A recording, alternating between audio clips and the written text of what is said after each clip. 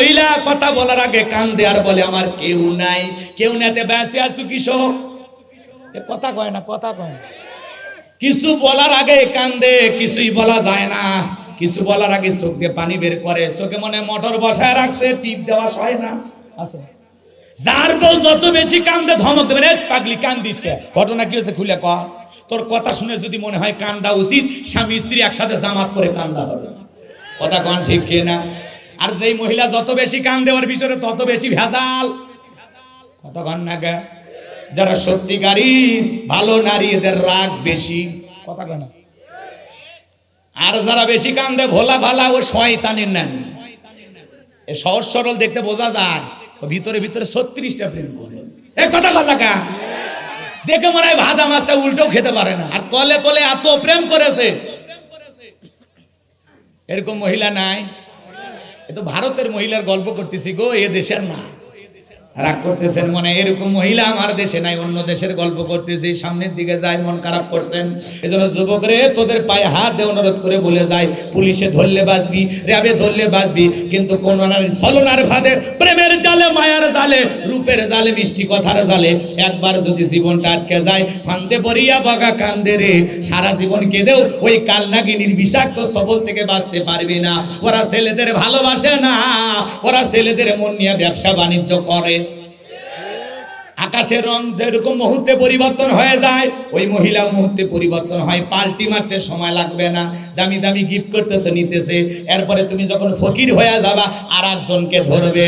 ওরা ছেলেদের টাকাকে ভালোবাসে, দামি গিফটকে ভালোবাসে, আসলে কোনো ছেলেকে ওরা মন থেকে ভালোবাসে না। এই জন্য বিয়ের আগে এই নারী নামের কলগাল, এই নারী নামের ডাইনিদের ফাঁদে পা দেওয়া যাবে না। বিয়ে করে বৈধ বউকে ভালোবাসো।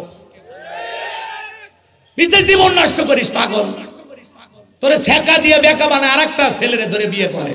আর তুই বলিস আজও প্রতিটা জায়গা থাকি শেফালি পাওয়ার আশায়, তুমি কাছে নাই তাই গাঞ্জা বেচে মদ খাই। বদমাশ, সুন্দর জীবনটা একটা নারীর পাল্লায় করে নষ্ট করলি। তোর মতো বোকা আছে কি? এই মহিলার অভাব আছে? নিজেকে জায়গা মতো নিয়ে যাও। মহিলা কয়টা তোর পিছনে লাইন দেয় টের পাবি। কথা কয় না, কথা কয় না। বোকা ছেলে, প্রেম করা বয়স তোমার হয়েছে, তুমি কিসের প্রেম করো? কিছু ছেলে 20 বছরের বয়স হয়নি, বাড়িতে এসে বলে আব্বা উত্তরপাড়া লাকিকে আমি পছন্দ করেছি, রাজি দেখলে 1 চাপড় না হলে 2 চাপড়। পিতা মাতা পছন্দ করে না, রাগান্বিত হইয়া ওই মহিলাকে নিয়ে ভেগে যা বিয়ে করে। 3 মাস পরের ভালোবাসা জানলা ভেঙে ফেলে যায়। দাও কুলের সম্পর্ক আর জোড়া লাগে না। লাগবে কিভাবে? সম্পর্ক যদি টিকাইতে চান, পিতা মাতার পছন্দের মেয়েকে বিবাহ করেন। মা বাবা মুরব্বীদের দোয়া আছে, যেখানে বরকত আছে। একা একা মাতবাড়ি করে বিয়ে করিস না তো দেখা যাবে তোর সংসার কয়দিন হয় রে বদমাইশ। কথা কয় না কে? তো সংসার টিকবি না, আগলা বোঝে না। এই জন্য বিয়ে করে প্রেম করে জীবনে কেউ সুখী হয় না। কথা কন, প্রেম করে বিয়ে করে কেউ সুখে থাকতে পারে? ও জ্বালাইয়া মারে। এই জন্য ভালোবেসে বিয়ে করবেন না। বিয়ে করার পরে বাসর ঘর থেকে ভালোবাসা শুরু। বিয়ের আগে 3 মাস 4 মাস প্রেম করে, বাসর ঘরে নাক ডেকে ঘুমায়, সব তো আগেই শেষ। কথা কন ঠিক কিনা? এ হলো যুবক যুবতীর প্রেমের অবস্থা। কথা কন ঠিক কিনা? আল্লাহ যুবকদের হেদায়েত দান করুন। জোরে বলেন আমিন। আরো জোরে বলেন আমিন। আল্লাযীনা হুম লিফুরুজিহিম হাফিজুন। নিজের যৌবনটাকে সংযত রাখা, নিজের যৌবনটাকে কন্ট্রোল করা। হে যুবক, তুমি কি মনে করেছো রাতের 2টার দিকে ওই যে শেফালির দরজায় দাঁড়ায় গল্প করলা, কেউ না দেখেছেন? একজন দেখেছেন, তিনি কে? তুমি কি মনে করেছো জঙ্গল প্রেম করার জন্য মঙ্গল? জঙ্গলে কেউ না দেখলে একজন দেখেন, তিনি কে? ওই যে ওই যে ওই যে ওই যে 7 মাথায় ওই যে ফুচকা খাইলে, ওই যে কফি শপে গেলে, ওই যে মমইনের ওই যে সাইটে গল্প করলে, ভিডিও কিন্তু আছে। চাচা আপনারা মন খারাপ করেন না, আপনারা এক সময় বয়স ছিল, যখন 22 বছর 25 বছর ছিল, ওই যে প্রেম যমুনের ঘাটে সোয়েলা নৌকা চড়ে ওই যে চরের ভিতরে গেলেন না, ওই যে কাশফুলের ওই পাশে, সেই দিনের ঘটনা কিন্তু লেখা আছে। কথা কয় না? কি মনে করেছেন ওই বয়সটাই ওরকম? কথা কন ঠিক কিনা? যারা কন্ট্রোল করে এরা ইমানদার, আল্লাহর বান্দা, এরা আল্লাহর প্রিয় হতে পারে। আর যারা বিপদে যায়, এমনও মানুষ আছে ওই হারাম কাজে লিপ্ত থাকতে থাকতে ওই অবস্থায় মৃত্যু চলে আসে। কথা কোন ঠিক কিনা? ওখান থেকে আর ফেরার পথ থাকে না। এই জন্য ইমানদার হিসাবে যখন দেখবা নিজেকে কন্ট্রোল করা কঠিন, ডাইরেক্ট বিয়ে, কোনো কথা নাই। ঠিক আছে তো ইনশাল্লাহ? আল্লাহ যুবকদেরকে সঠিক বুঝ দান করেন। আর অভিভাবকেরা বাচ্চা কি বলে, আপনার সন্তান কি বুঝাইতে চায়, ওদের কথাগুলো শুনবেন। ঠিক আছে তো ইনশাল্লাহ? আল্লাহ আমাদের বুঝ দান করেন, জোরে বলেন আমিন। অনেক মাহফিলে গেলে বলে, হুজুর আব্বা বিয়ে করায় না। আমার বয়স 27 বছর পার হয়ে গেছে, আব্বা বিয়ে করায় না। কয় তুই কিছুই করিস না, তুই বিয়ে করে কি করবি? তো কর্ম লাগবে, বিয়ে করার পরে তোর বইরে যদি ভাত আমার দেওয়া লাগে তো তাহলে আমার লাভটা কি? তো এরকম বাবা মা আছে না নাই? বাচ্চাকে ছোটবেলা থেকে কর্মের দিকে ধাবিত করেন। আল্লাহ আমাদের সঠিক বুঝ দান করেন, জোরে বলুন আমিন। তাহলে যুবক ভালো করে কথাগুলো বোঝার চেষ্টা করো। ওয়াল্লাযীনা হুম লিফুরুজিহিম হাফিজুন। মুমিন বান্দার 4 নাম্বার গুণাবলী, নিজের যৌবনটাকে সংযত রাখা, নিজের যৌবনটাকে হেফাজত করা, নিজের যৌবনটাকে কন্ট্রোল করা। আপনার ছেলে 16 বছরে যৌবন প্রাপ্ত হয়ে যায়, ওর বয়স 32 বছর হয়ে যায়, তারপরে আপনি বিয়ে করায় দেন, বাকি 16 বছর কি আঙ্গুল চুষেছে? কথা মনে বোঝেন নাই আপনারা? এজন্য বাজান গো আমার, ছেলে মেয়ে যখন যুবক যুবতী হবে তাদেরকে বিয়ে দেওয়া লাগবে, আর ওই সময়টা বাচ্চা কাচ্চাকে নজরে রাখা লাগবে। কথা বলেন ঠিক কিনা? এ যুবক ভালো করে কথার বোঝার চেষ্টা করো।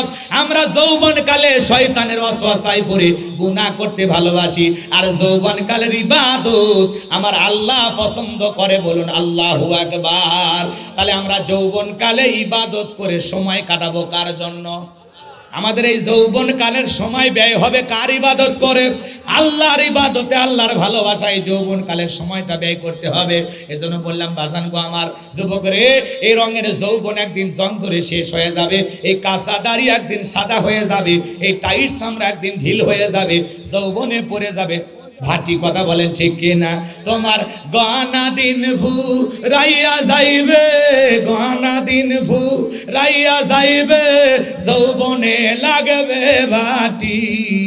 ওই যে দেখো ডাকিতেছে তোমায় কবরের মাটি, ওই যে দেখো ডাকিতেছে তোমায় কবরের মাটি। কথা বলে ঠিক কিনা? যেদিন সন্ধ্যার আগে ডুববে রে বেলা, এক নিমিষেই ভেঙ্গে যাবে তোর রঙ্গেরই মেলা। যেদিন সন্ধ্যার আগে ডুববে রে বেলা, এক মিনিটেই ভেঙ্গে যাবে তোর রঙ্গেরই মেলা।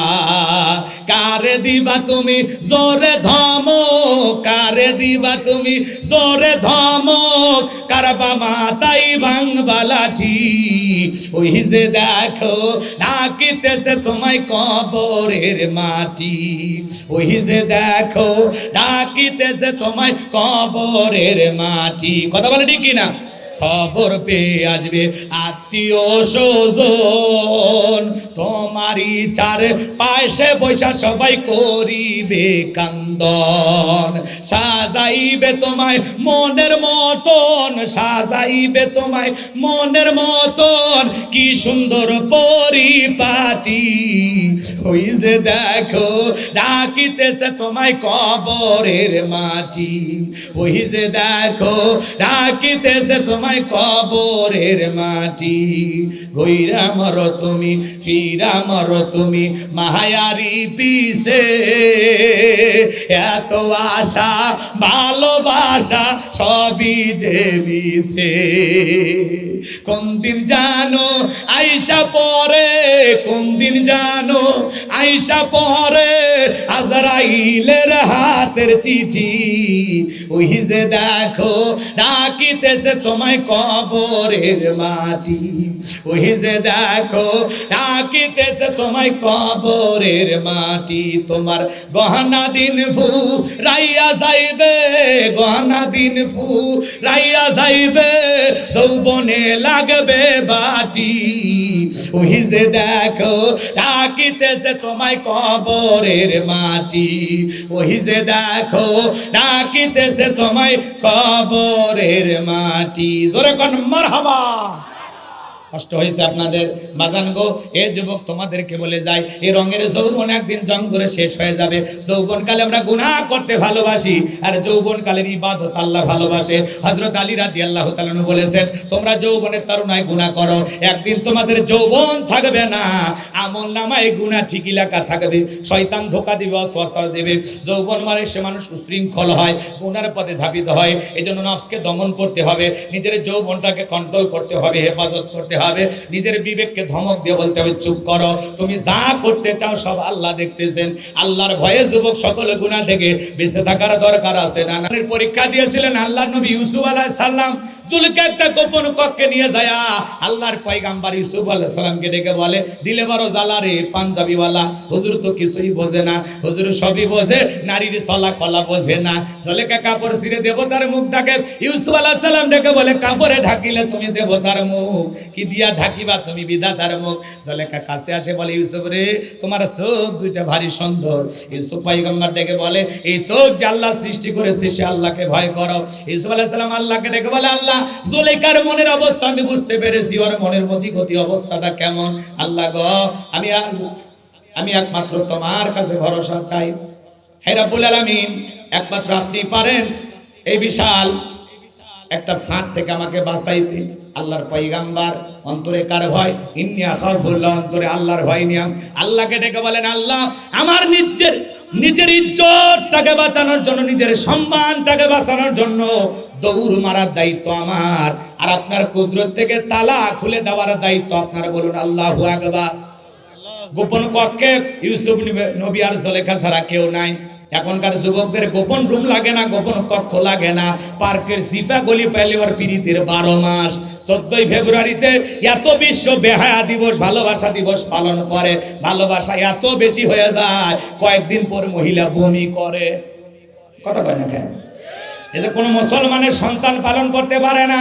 যুক্তরাষ্ট্রে এই ভ্যালেন্টাইন্স ডে পালন করার জন্য $26 কোটি ফুল বিক্রি হচ্ছে। কত 26 কোটি ডলার ফুল বিক্রি হচ্ছে। কথা কোন ঠিক কিনা? এটা লন্ডন আমেরিকার মানুষ, পৃথিবীর বড় বড় রাষ্ট্রের মানুষেরা পালন করে ঢালাও ভাবে, আমোদ প্রমোদ নিয়া। কারণ ওই দেশের মানুষগুলো বাবা মাকে ভালোবাসে না, ওই বিশেষ দিনে স্বামীকেও ভালোবাসে, বাবা মাকে ভালোবাসে। ওরা কুত্তা বোঝেন না, কুকুর চেনেন তো?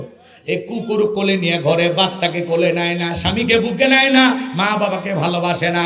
এই জন্য ওদের ভালোবাসার একটা খরা থাকে, এই জন্য ওরা এই দিনটাকে বেছে নিয়ে ভালোবাসা দিবস পালন করে। কিন্তু তুমি মুসলমানের বাচ্চা, তুমি ইমানদার, তোমার আমার ভালোবাসা হলো 12 মাস।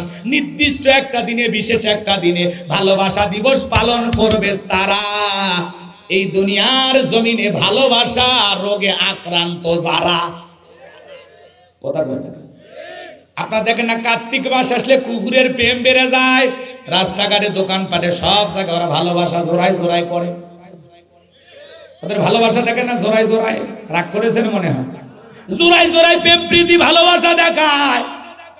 এক জায়গায় কুকুরকে ধমক দিয়ে বলবে, তোদের লজ্জা শরম নাই, সাইডে যা, বন জঙ্গলে যা, পুকুর পাড়ে যা।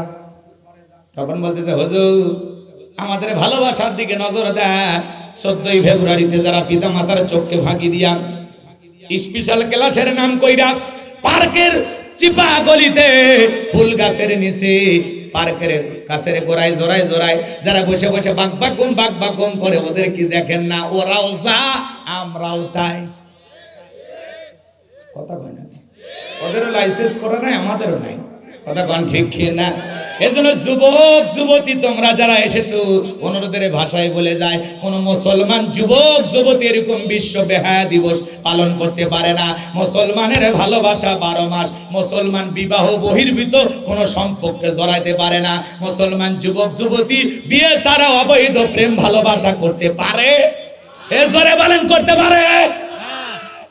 আর যদি কেউ বিশ্ব ভালোবাসা দিবস পালন করে, কুকুরও যা, ওরাও তাই। কুকুরের স্বভাব পাইছে। কথা কন ঠিক না? হ্যাঁ, কাতি মাসে কুত্তে দিবস। কথা কন ঠিক কি না? হ্যাঁ, যারা যাবে ওরাও কুত্তি। কথা কন না কে? কথা কন না? রাগ করলে আমার কিচ্ছু করার নেই। আর আপনাদের এলাকায় না আসি, সমস্যা কি? আজকে তো চান্স পাইছি, দিয়ে যাই। রাগ করতেছেন মনে হয়। সামনের দিকে যাই বাজান গো আমার, যে কথা বলতে চাচ্ছিলাম, আল্লাহর পয়গাম্বার স্মরণ করলেন কারে? ফাযকুরুনি আযকুরুকুম ওয়াশকুরুলি ওয়ালা তাকফুরুন। বান্দারে আমি আল্লাহকে স্মরণ করো, আমি আল্লাহ তোমাদেরকে স্মরণ করব। পয়গাম্বার বিপদে পড়ে আল্লাহ তাআলাকে স্মরণ করে ডেকে বলে, আল্লাহ আপনার উপরে তাওয়াক্কুল করে দৌড় মারার দায়িত্ব আমার, আর আপনার কুদরত থেকে তালা খুলে দেওয়ার দায়িত্ব আপনার। এই কথা বলে আল্লাহর পয়গাম্বার আল্লাহর প্রতি ভরসা করে যখন দৌড় মারলেন, আল্লাহর কুদরত থেকে প্রত্যেকটা দরজার তালা খুলে গেল। বলুন সুবহানাল্লাহ। শেষ দরজায় যা জুলেখা পিছন থেকে মারছে ধাবা, ইউসুফ নবীর জামার অংশ ছিঁড়ে গেছে। ইউসুফ নবীর ফলে জামা ছিঁড়ে যায়, যাক ইজ্জত দেওয়া যাবে না। এইবার শেষ দরজায় যায় দেখে যেখানে বাঘের ভয় সেখানে রাত হয়। জুলেখার স্বামী আজিজ মিশর দাঁড়ায় আছে।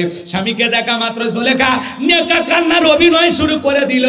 যেই মহিলা কথা বলার আগে কান্দে আর বলে আমার কেউ নাই, কেউ নাতে বেঁচে আছো কিশোর। কথা কয় না, কথা কয় না।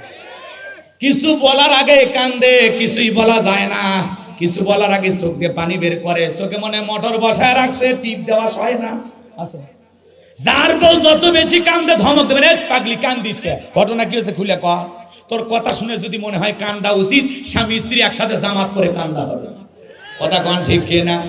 আর যেই মহিলা যত বেশি কান্দে ওর ভিতরে তত বেশি ভেজাল। কথা কন না গে? যারা সত্যিকারী ভালো নারী এদের রাগ বেশি। কথা কয় না?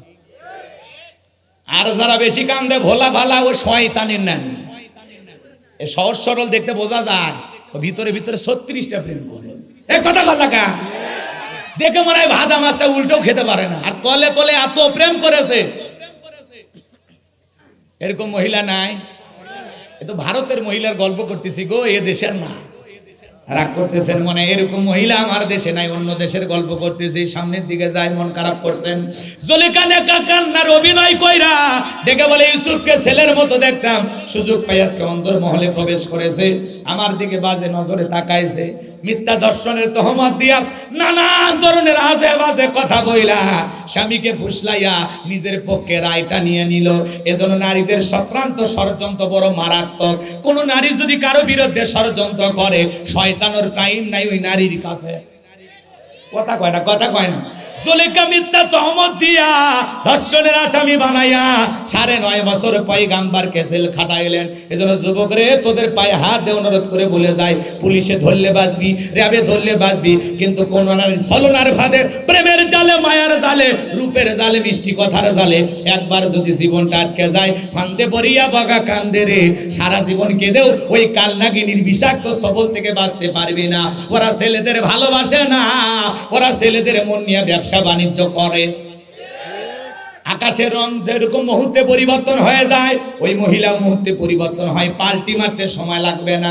দামি দামি গিফট করতেছে, নিতেছে, এরপরে তুমি যখন ফকির হয়ে যাবা আর একজনকে ধরবে।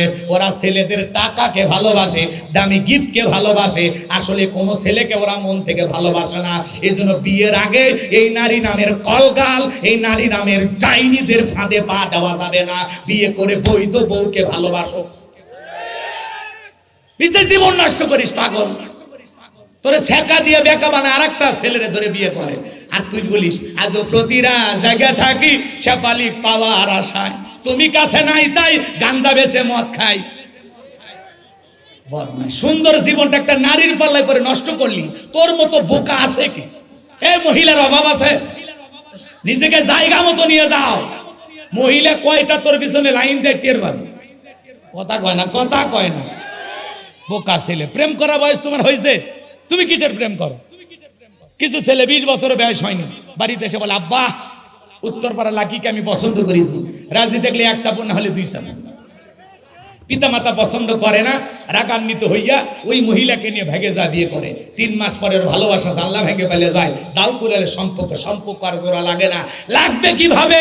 সম্পর্ক যদি টিকাইতে চান, পিতা মাতার পছন্দের মেয়েকে বিবাহ করেন। মা বাবা মুরব্বীদের দোয়া আছে, যেখানে বরকত আছে।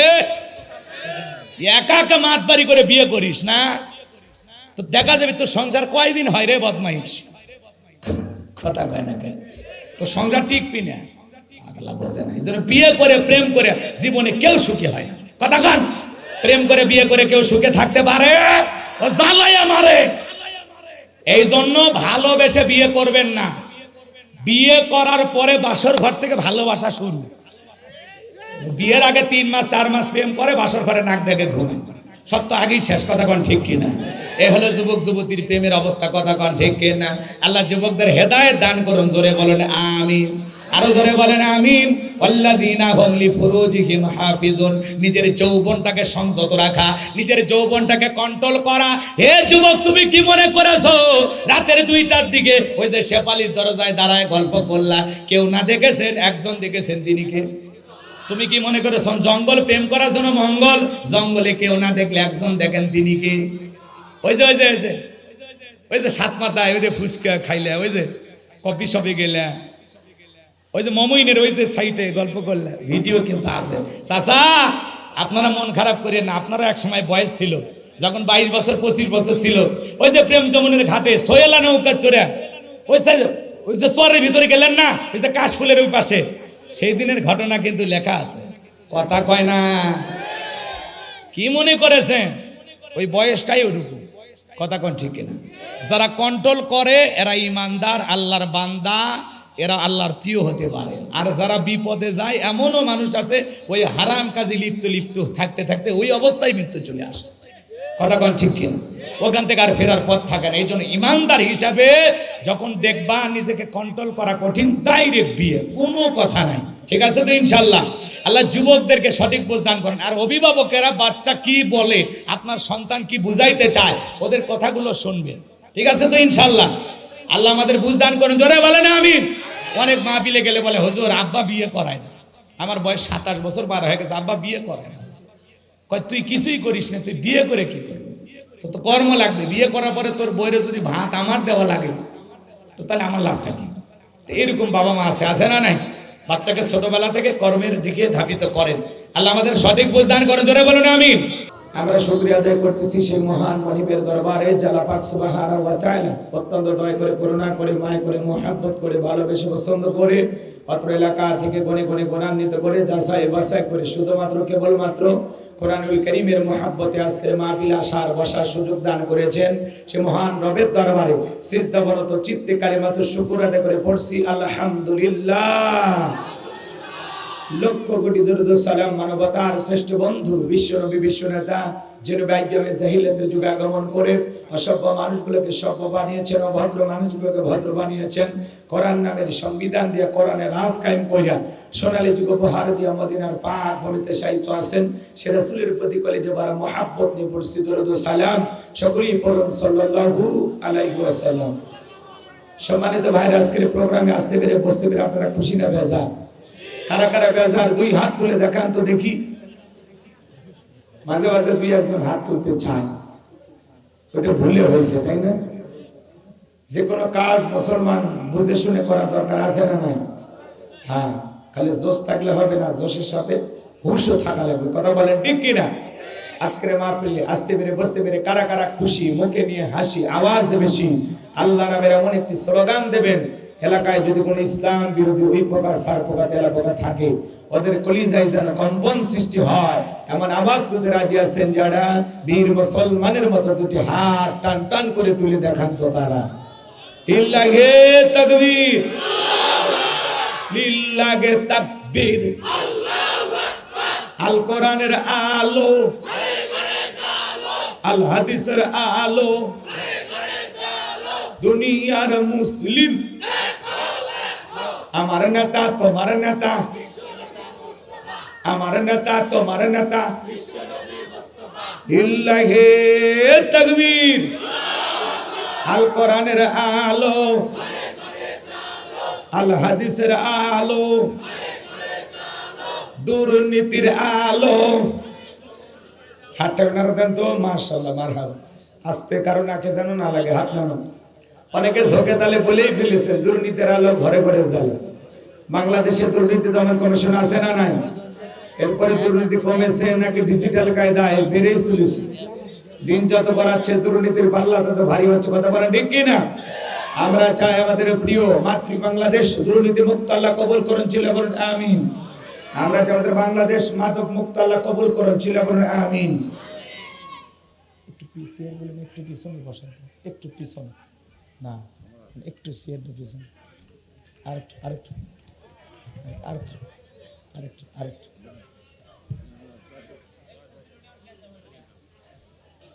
আমরা চাই আমাদের প্রিয় মাতৃ বাংলাদেশ যৌতুক মুক্ত আল্লাহ কবুল করেন, ছিল বলেন আমিন। আমরা চাই আমাদের বাংলাদেশ নাস্তিক মুক্ত আল্লাহ কবুল করেন, ছিল বলেন আমিন। সম্মানিত ভাইরা আমার, ভূমিকায় লম্বা কথা নয়, সরাসরি মূল আলোচনায় প্রবেশ করতে চাই। তারপরে দু একটি কথা না বললেই নয়। আমরা যত জায়গায় কোরআনের কথা বলতে যাই, বলে হুজুর সাবধানে আলোচনা করবেন, ভুলে যাবেন না এলাকা কাকা। ওদের কথার সাইজ শুনে মনে হয় এলাকা ওদের বাবা আছে না নাই? একটু আওয়াজ দিন, আমি করবো আওয়াজ, আপনারা দেবেন আওয়াজ, জবাব দিবেন ঠিক ঠিক, আলোচনা হবে কমপ্লিট। শ্রোতাদের স্পিরিটে বাড়ে, বক্তার হিট, আলোচনা হবে জায়গা মতো ফিট। কিছু আজ প্যান্ডেলে, কিছু আজ অ্যাঙ্গেলে, জ্ঞানী লোকের জন্য ইশারায় যথেষ্ট। কথা বল ঠিক কিনা? অনেক জায়গায় ওয়াজ করতে গেলে বলে হুজুর ওয়াজ যা করবেন করবেন, খবরদার রাজনীতির কোনো আলোচনা করবেন না। আপনারাই বলেন তোমার বাড়ি কোন জেলা? গাইবান্ধা। গরিব এলাকায় বাড়ি দেখে আমার জেলার নামটা নিতে আপনাদের কষ্ট হচ্ছে। একটু জোরে বলেন আমার বাড়ি কোথায়? গাইবান্ধায়। আমি আসছি কোন জেলায়? বগুড়ায়। বিশ্বাস করেন আমি গাইবান্ধা থেকে আপনাদের এলাকায় এসেছি শুধুমাত্র কর্ণের কথা বলার আশায়, এছাড়া আমার আর অন্য কোনো উদ্দেশ্য নাই। কথা বলে ঠিক কিনা? আর গাইবান্ধা থেকে এসে আপনাদের এলাকায় রাজনীতি করে আমার কোনো লাভ আছে? আগামী নির্বাচনে এলাকার মহিলা মেম্বার পদে উত্তরণের কোনো চান্স আছে? তাহলে আমি কেন এখানে রাজনীতি করব? যদি করাই লাগে নিজের জেলা গাইবান্ধায় করবো। কথা বলেন ঠিক কিনা? এজন্য আপনার টেনশন মুক্ত থাকবেন, আমি আপনাদের কথার সাথে একমত। আমি বাংলাদেশের রাজনীতি কোন দলের বক্তা না, আমি রাজনীতি কোনো বক্তব্য দেব না। I will not say political word because I am not a leader of any political party. কারণ এখানে সব দলের লোক আছে, আছে না নাই? এখানে বসে আছেন আওয়ামী লীগ, বিএনপি, জাতীয় পার্টি, জামাত ইসলাম, জাসদ, মাসদ, চরমান, আরশিদ, আমলিগ, ফুরফুরে, হাফেজের ওলামা, জামাত, তাবলিগ, পাবলিক, ওলামা লীগ, নতুন গণফোরাম, সুসমাজ, বিপুল পদরা, এলজিবি, বিডি, মানাগড়, সুতি, পিপল সোসাইটি, 4 দল, 14 দল, 8 দল, 19 দল, 20 দল, ইসলাম, বিএনপি, বাংলাদেশ কংগ্রেস এ পর্যন্তই থাক। আবার বিপিনুরের আছে গণ অধিকার পরিষদ। তৈমুর চাচা খুলেছিল তৃণমূল বিএনপি। চাচা এখন কান্দে, কথা কানা কা। চাচা মনে করেছিল এক চান্সে দেশের প্রধানমন্ত্রী হবে, চাচার হাতে মূলে ধরায় দিয়েছে। কথা কন ঠিক কিনা? ওই চাচারও 2-4 জন লোক এলাকায় থাকতে পারে। কথা কন ঠিক কিনা? এত দলীয় লোক সেখানে, আমি কি বোকা দলীয় আলোচনা করব? এই দিক থেকে যদি একটা দলের লোক গুতা মারে, ওই দিক থেকে আর একটা দলের লোক থানায় টেলিফোন করে, আমি হুজুর অবস্থা ভালো না খারাপ? অতএব আজকের মাহফিলে বাংলাদেশের রাজনীতি নিয়ে কোনো আলোচনা করা হবে? বলেন বলেন, বাংলাদেশের রাজনীতি নিয়ে কোনো আলোচনা করা হবে না। তবে হ্যাঁ, আমি যদি কোন রাজনৈতিক বক্তব্য দেই, এই পৃথিবীর শ্রেষ্ঠ রাজনীতিবিদ, শ্রেষ্ঠ রাষ্ট্রনায়ক, শ্রেষ্ঠ রাষ্ট্রপতি, শ্রেষ্ঠ সেনাপতি, শ্রেষ্ঠ বৈজ্ঞানিক, শ্রেষ্ঠ দার্শনিক, শ্রেষ্ঠ বাবা, শ্রেষ্ঠ নানা, শ্রেষ্ঠ স্বামী, শ্রেষ্ঠ আদর্শ, শ্রেষ্ঠ মহামানব রহমাতুল লিল আলামিনের মদিনার আদর্শের রাজনীতির কথা বলবো। আমি যদি কোন রাজনৈতিক বক্তব্য দেই, খলিফাতুল মুসলিমিন আমিরুল মুমিনিন হযরত ওমর ফারুকের আদর্শের রাজনীতির কথা বলবো। সেই ওমর ফারুক আল্লাহর জমিনে আল্লাহর আইনকে প্রতিষ্ঠিত করতে গিয়ে নিজের কলিজার টুকরা ছেলেকে পর্যন্ত ছাড় দেয় না। কথা বলেন ঠিক কি না? সেই মদিনাওয়ালার আদর্শের রাজনীতির কথা শোনার পর আপনার যেন আবার চুলকানি আরম্ভ না হয়। কারণ কোরআন হাদিসের হক কথা সবার পেটে হজম হয়। আপনারাই বলেন তো, সুদখোরের সামনে যদি সুদের বিষয়ে আলোচনা করা হয়, ও কি বগুড়ার এশিয়া হোটেল থেকে মিষ্টি নিয়ে এসে বলবে হুজুর হ্যাঁ করেন একটু মিষ্টি খান? নাকি বলবে এই হুজুর এসে সুদের বাস কইরা আমার সুদের ব্যবসায় লাল বাতি জ্বালাইছে? কথা বলে ঠিক কি না? যারা ঘুষ খায়, দুর্নীতি করে, হারাম খায়, বুড়ি মানুষের 26 মাসের গর্ভবতী, ওদের সামনে ঘুষের আলোচনা করলে খুশি না বেজা? যারা বেনামাজি, নামাজ না আসার খাইয়া পইরা আল্লাহ সিজদা দেয় না, ওদের সামনে নামাজের ওয়াজ করলে খুশি না বেজা? যে সমস্ত মা বোনেরা বোরকা পরে না, পর্দা করে না, বুকে ওড়না পর্যন্ত নেয় না, জিন্সের প্যান্ট গেঞ্জি পরে রাস্তাতে হাইটে যায়, পিছন দিক দিয়ে তাকালে মনে দুটো সুপারি গাছ দাঁড়িয়ে আছে, এরকম বেহায়া বেপরদা নারীর সামনে পর্দার আলোচনা করলে খুশি না বেজার? এক কথায় ওয়াজ যদি কারো বিপক্ষে চলে যায়, কিয়ামত পর্যন্ত সে বক্তার উপরে খুশি হবে না। কথা বলে ঠিক কি না? এজন্য পরিষ্কার ভাবে একটি কথা বলে দিতে চাই, আজকের আলোচনা সভাপতি স্যারের মতো হবে না, প্রধান অতিথির মতো হবে না, মাহফিল কমিটির মতো হবে না, বক্তার মতো হবে না, শ্রোতাদের মতো হবে না। আল্লাহর কোরআন যা বলবে, কোরআন রব্বানি তাই বলবে। এতে কে খুশি কে বেজার ওইটা দেখার টাইম নাই। কথা বলেন ঠিক কি না? যুগে যুগে নবী রাসূলেরা দাওয়াতি কাজ করেছেন, তাদের দাওয়াতি কাজেও কাফের বেঈমানেরা বাধার পাঁচিল তৈরি করে দিয়েছিলেন। এরপরে আল্লাহর পয়গম্বরেরা শত বাধার পাঁচিলকে ভেঙে আল্লাহর জমিনে আল্লাহর পথে মানুষকে দাওয়াত দিয়েছেন। কথা বলেন ঠিক কি না? আপনারা আমার প্রিয় নবী কালেমার দাওয়াতের দিকে কোরআনের প্রচার করতে গিয়ে মার খেয়েছেন, রক্ত ঝরেছেন, দান্দার মোবারক শহীদ হয়ে গেছেন, লোহার টুপি মাথার ভিতরে ঢুকে গেছেন, সাহাবায়ে কেরাম দ্বীনকে প্রতিষ্ঠিত করতে গিয়ে মার খেয়েছেন, রক্ত ঝরিয়েছেন, জীবন দিয়েছেন। ও বাংলার মুসলমান, 1971 সালে এদেশের মাটির জন্য, এদেশের স্বাধীনতার জন্য আপনার আমার পূর্বপুরুষ যদি রক্ত দিতে পারেন, জীবন দিতে পারেন, প্রয়োজন যদি হয় আল্লাহর জমিনে আল্লাহর দ্বীনকে প্রতিষ্ঠিত করতে গিয়ে, কোরআনের সমাজ কায়েম করতে গিয়ে নবীদের মতো, সাহাবায়ে কেরামদের মতো বুকের তাজা রক্ত দিতে হয়, কারা কারা দিতে রাজি? দুই হাত তুলে আল্লাহকে দেখা। লিল্লাহে তাকবীর। বগুড়ার যুবকদের ইমান ঠান্ডা হয়ে গেছে, তাই না? লিল্লাহে তাকবীর। হাত সোজা করেন, টান টান করে তোলেন। আমি কি হাত নামাইতে বলেছি? হাত সোজা করেন, সোজা করেন। ওই যে মাঝে মাঝে হাত ব্যাকা করে তুলেছেন, দুই হাত সোজা করার শক্তি নাই। আপনি পুরুষ মানুষ, দুধ ডিম ভিটামিন ক্যালসিয়াম মাঝে মাঝে কিনে খাবেন, একেবারে দুর্বল হলে চলতে পারবেন। হাত সোজা করেন, সোজা করেন। আমার আল্লাহ রাব্বুল আলামিন বলেন, ইন্নাল্লাহ ইশতারা মিনাল মুমিনিনা আনফুসাহুম ওয়া আমওয়ালাহুম বিআন্না লাহুমুল জান্নাহ। সূরা তাওবার 111 নম্বর আয়াতে আল্লাহ পাক জানা দিলেন, নিশ্চয়ই মুমিন বান্দাদের জান মাল আমি আল্লাহ ক্রয় করে নিয়েছি, বিনিময়ে দেব জান্নাত। বলুন সুবহানাল্লাহ। তাহলে বলেন তো বাজান, আপনার আমার জীবনের মালিক কে? এ বগুড়ার যুবকেরা ভালো করে বলো তো, এই জীবনের মালিক কে? প্রেম করবার 14 ফেব্রুয়ারিতে পার্কে নিয়ে যা প্রেমিকাকে ডায়লগ দিবা, এ জীবন তোমার, তুমি শুধু আমার। ওরে হাইব্রিড যুবক, এই জীবনের মালিক কে? আপনার আমার সম্পদের মালিক কে? আল্লাহর দেয়া জীবন, আল্লাহর দেয়া সম্পদ আল্লাহর পথে খরচ করতে রাজি আছেন তো মুসলমান? রাজি আছেন তো ইনশাআল্লাহ? রাজি আছেন তো ইনশাআল্লাহ? বাম হাত নামান, শুধু ডান হাত তুলে রাখেন। যারা হাত নামাইছে তারাও ডান হাত তোলেন, ডান হাত তোলেন, ডান হাত তোলেন। আমার আল্লাহ রাব্বুল আলামিন বলেন, ইল্লা সাহাবাল ইয়ামিন ফি জান্নাতি ইয়াতাসাআলুন। ডানপন্থী যারা জান্নাতের বাগানে থাকবে, তারা ডানপন্থী যারা আল্লাহর প্রিয়, তারা বলুন সুবহানাল্লাহ। কোনো কথা হবে না। কিছুক্ষণ আগে বলেন, হুজুর জীবন দিতে রাজি, রক্ত দিতে রাজি। আপাতত জীবন রক্তর দুইটার কোনোটাই দেয়া লাগবে না। ডান হাতটা পকেটের ভিতর ঢুকিয়ে দিয়া যে যা পারেন, যতটুকু পারেন এই মাদ্রাসার জন্য প্রাণ ভরে দান করবেন। সোজা ডান হাত নিজের পকেটে দেন, অন্য কারো পকেটে হাত দিয়ে পকেট মেরে বলে মার খেন না। সবাই পকেটে হাত দেন, আমিও দিচ্ছি, দেন।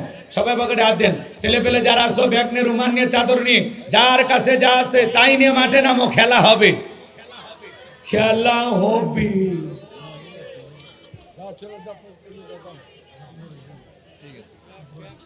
সবাই প্রাণ ভরে দান করুন, সবাই পকেটে হাত দেন, সবাই পকেটে হাত দেন।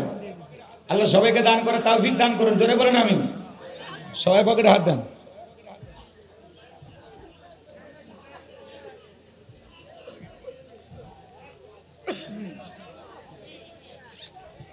সবাই প্রাণ ভরে দান করেন, আল্লাহ সবাইকে দান করে তৌফিক দান করুন, জোরে বলুন আমিন। সবাই পকেটে হাত দিয়ে আল্লাহর রাস্তে 10, 20, 50, 200, 100, 500, 2000, 5000, 10,000, 1 লাখ, 2 লাখ, যে যা পারেন আল্লাহর রাস্তে পকেটে হাত দিয়ে টাকা বের করে দেন। খবরদার কেউ যেন আবার বিড়ি ম্যাচ দিন না। 2014 সালে ওয়াজ করতে গেছিলাম রংপুর তারাগঞ্জ, ওই জায়গায় কালেকশন চলতেছিল। একজন ব্যাগের ভিতর দিয়েছিল 2 প্যাকেট বিড়ি, দিয়ে লিখে দিয়েছে 1 প্যাকেট মাহফিল কমিটির আর 1 প্যাকেট বক্তা। কত বড় শয়তান, চিন্তা করেন। এরকম দুষ্টমি করা যাবে না। সবাই পকেটে হাত দিয়ে আল্লাহর রাস্তায় টাকা দেন, সবাই দেন, আমিও দিলাম, আপনারা দেন। মহিলা প্যান্ডেলে আমার মা বোন যারা বসে আছেন, মা আমি জানি বগুড়ার মা বোনদের দিল খুবই নরম, তারা অনেক ভালো। আল্লাহ মা বোনদেরকে বেশি করে দান করে তৌফিক দান করুন, জোরে বলুন আমিন, আরো জোরে বলুন আমিন। আমার মা বোন যারা বসে আছেন, মা আপনাদের ভিতরে চলে গেছে চাদর, বোরকার পকেট থেকে করে দেন হালকা করে একটু আদর।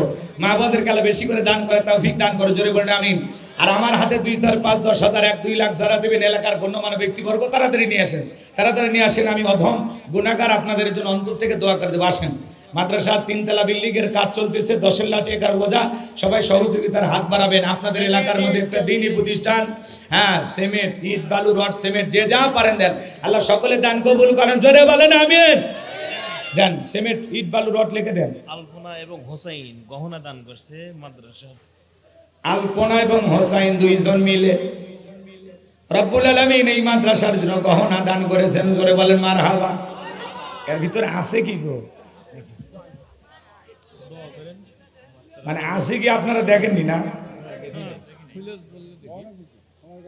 সোনার গহনা, মারহাবা কন। ওজন তো ভালোই লাগতেছে। কত টাকা যে আল্লাহ ভালো জানে। লিল্লাহে তাকবীর। আলপনা এবং হোসাইন তারা দুইজন মিলে এ মাদ্রাসাকে মহাব্বত করে ভালোবেসে গহনা দিয়েছেন। জোরে বলেন মারহাবা। আল্লাহ কবুল করেন, জোরে বলেন আমিন। আল্লাহ তাআলা দানটা কবুল করার পরে শামিল করেন। যারা দুনিয়াতে গহনা দান করেছে আল্লাহ জান্নাতের ভিতরে তাদেরকে ভিআইপি গহনা তৈরি করে দিও। জোরে কোন আমিন। আরো জোরে বলেন আমিন। জান্নাতি গহনা আল্লাহ যেন তাদের দান করেন। জোরে বলেন আমিন। ভাই আমার হাতে 500, 1000 টাকা, 2, 4, 5, 10,000 দেওয়ার মতো কেউ নাই, দেন ভাই দেন।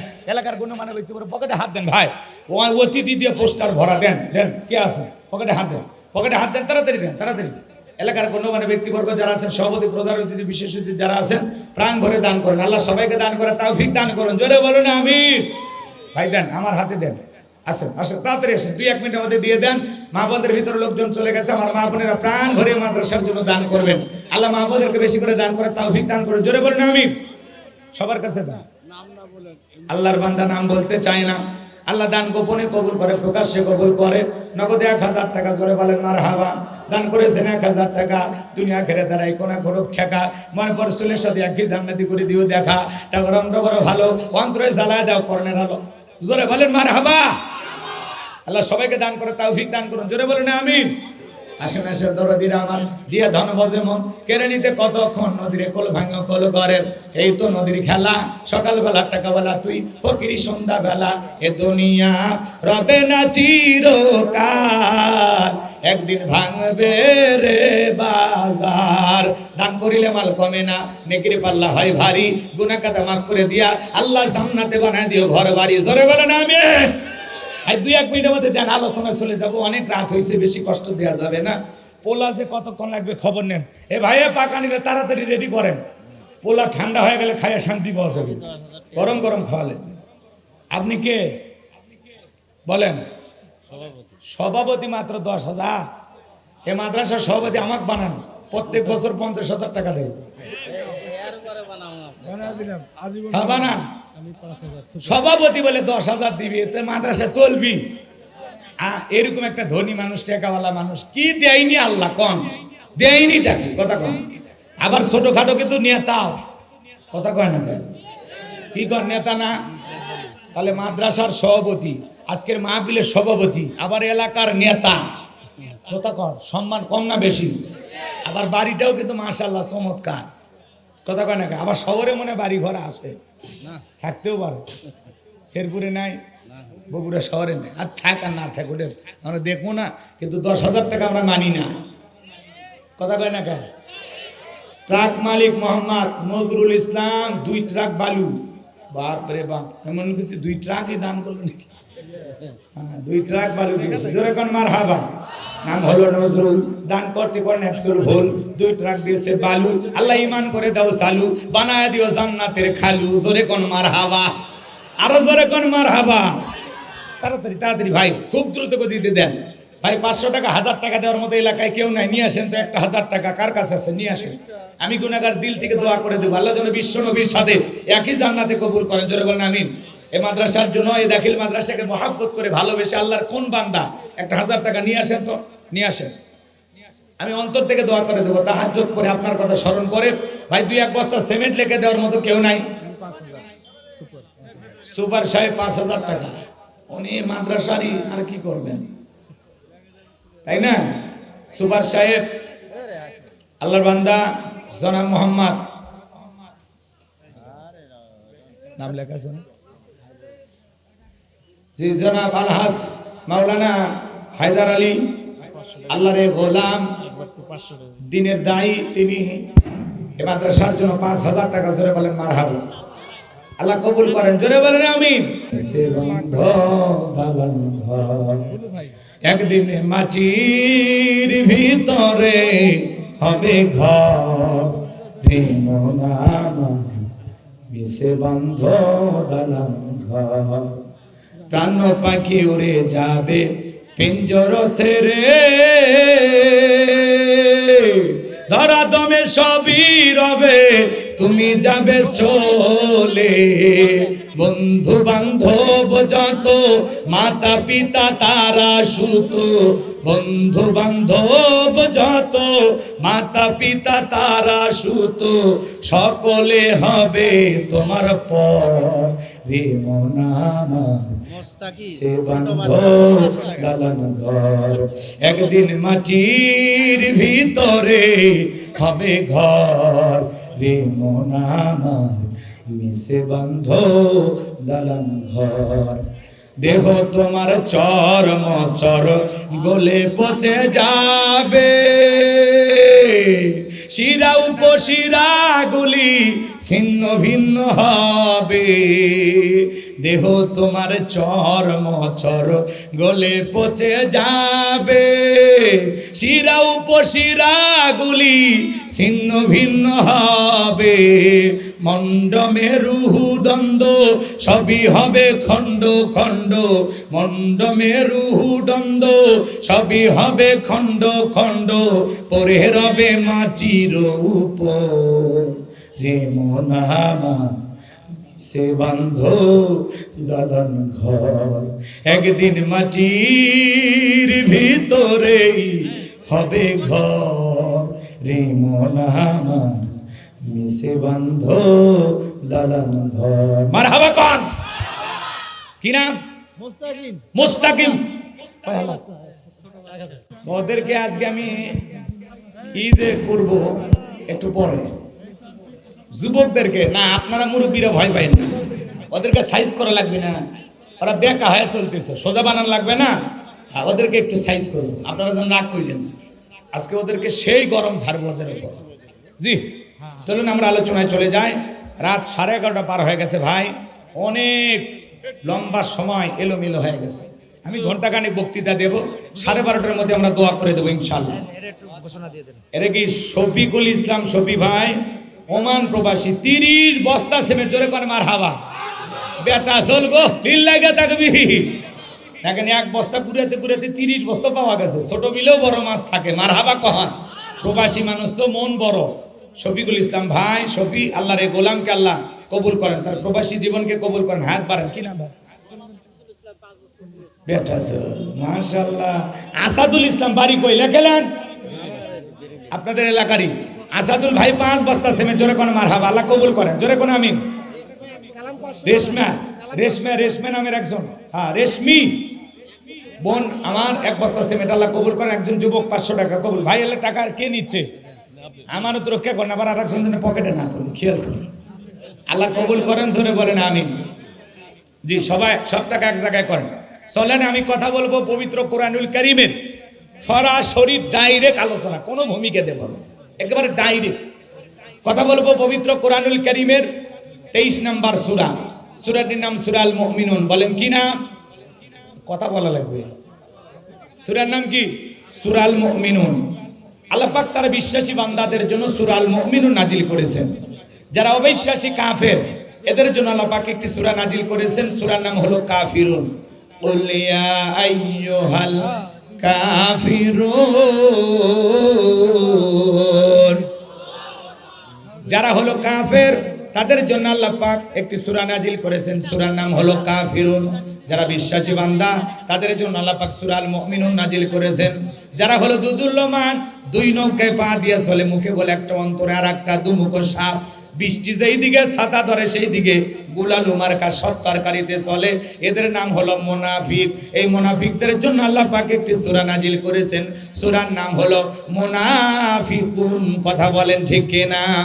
মুনাফিকদের স্বভাব হলো ইসলাম নামের গাছের গোড়া কেটে মাথায় পানি ঢালে। কথা বলেন ঠিক কিনা? চুপ করে থাক ধোকাবাজ, চোখে তোদের নাহি লাজ। চুপ করে থাক ধোকাবাজ, চোখে তোদের নাহি লাজ। গোড়া কেটে মাথায় ঢালো পানি, তোদের চিনি আর কতকাল করবি রে শয়তানি। মুনাফিকদের স্বভাব হলো অকাম বদকাম যা করে সব দোষ অন্যের ঘরে চাপায় দেয়। আছে না নাই? আমি আজকে মুনাফিকদেরকে নিয়ে আলোচনা করব না, আমি কাফেরদেরকে নিয়ে আলোচনা করব না, আমি আলোচনা করব আল্লাহর ভিআইপি মুমিন বান্দাদেরকে নিয়ে। বলুন আল্লাহু আকবার। সূরার নাম সূরা আল মুমিনুন। মোট আয়াত আছে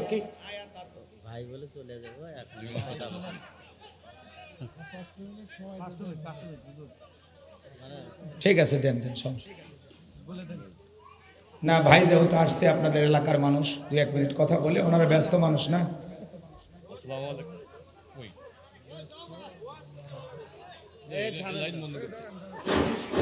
সম্মানিত মুসলিমবিন্দু, ধৈর্যচ্যুত হবেন না প্লিজ। যাদের কারণে থামেন থামেন ভাই, ধৈর্য ধরেন। কারণে কিন্তু আজকের 2-1 মিনিট ভাই, উনি সালাম বিনিময় করবেন। ধৈর্যচ্যুত হবেন না। 2টা মিনিট সময় নিয়েছি। নেতৃবৃন্দ কিন্তু আপনাদের জন্য কষ্ট করে, আপনাদের জন্য কিন্তু নেতৃবৃন্দ কষ্ট করে, তারা কষ্ট করে আসছে। এই ভাই, আমাদের আজকে উনি কিন্তু শুধু আজকে বরেণ্য অতিথি না, জনাব সুলতান মাহমুদ এমপির প্রতিনিধি, প্লিজ এমপির প্রতিনিধি, এখানে নেতৃবৃন্দের কথা 2 মিনিট শুনলেন না ভাই। তাদের কারণে কিন্তু আজকের অনুষ্ঠান এতদূর আমরা এসেছি, তাদের সহযোগিতার কারণে আজকে কিন্তু অনেক সহযোগিতার কারণে কিন্তু কারণেই আমরা আজকে আপনাদের এই অনুষ্ঠানটা উপহার করতে আমি এখানে এসে বসছি, তো আপনারা 2টা মিনিট একটু ধৈর্য ধরবেন না ভাই। নেতৃবৃন্দ ছাড়া কোথায় যাবেন? বিপদে পড়েন, ঝামেলায় পড়েন, নেতৃবৃন্দের প্রয়োজন হয়। তারা তো কষ্ট করে আসছে, তার অনেক মাহফিল ছিল, অনেক জায়গায় প্রোগ্রাম ছিল, ছেলে মেয়েদের রেখে আসছে। দয়া করে আমরা মাদ্রাসার প্রতি দয়া করে ভাই শোনেন, উনি আসলে ব্যস্ত মানুষ, আপনারা তো দেখছেন, তাই না? যাই হোক, আমি অনুরোধ এর আগে তো শোনেন, থামেন, এর আগে তো অনেকেই কথা বললো, আপনারা শোনেননি, লাফালাফি করছিলেন। 11টার পরে আমি মাইক পেয়েছি, তাই না? এই জন্য আমি কিছু করিনি, আমি খারাপ কিছু করিনি ভাই, ভুল বুঝেন না। আপনি আবার আমাকে ভুল বুঝেন না। কারণ শোনেন, ওনারা অতিথি, ওনাদেরও দায়িত্ব আছে। 2-1 মিনিট কথা বলবেন, আপনাদের এলাকার মানুষ, আবার এমপি সাহেব ওনার কাছের মানুষ, এজন্য 2-1 মিনিট কথা বলে উনি চলে যাবেন। লাফালাফি করার কিছু নাই। এদিকে খিচুড়ি হয়নি, একটু অপেক্ষা করেন। রাত তো কারো বাবার না, লাফাচ্ছেন কে? এলাকার মানুষ 2টা কথা বলবে না, এরকম উশৃঙ্খল আচরণ করলে হবে না। এটা কোরআনের মাহফিল, একটা ভদ্রতা আছে, তাই না? আচ্ছা, ওই কিছু লোক থাকবে ভাই, ওগুলো টেনশন নাই, থাকবে। শোনেন, আপনারা আসছেন তো, আমি আসি তো, আমি তোর মাইক ছাড়িনি, তো ধৈর্য নিয়ে বসে থাকেন ভাই। 2 মিনিট কথা বলে চলে যাবে। আমি উনি আসছে তো স্বাগতম জানাইলাম না, অনেক চিনি দেখে তো ওনার নাম সহ বললাম, তাই না? তো এই এটা ভুল বুঝছেন। আমি মনে করছি ভাই অথবা আরো কিছুক্ষণ থাকবে, এই অন্য কিছুই না। যদি শুরুতেই বলতো যে না ভাই 2-1 মিনিট কথা বলে চলে যাবে, তাহলে তো প্রথমেই দিয়ে দিতাম কালেকশনের মাঝে, তাই না? কেউ কিছু আমাকে বললো না, এই আর কিচ্ছু না। যাই হোক ভাই, ভুল বুঝবেন না।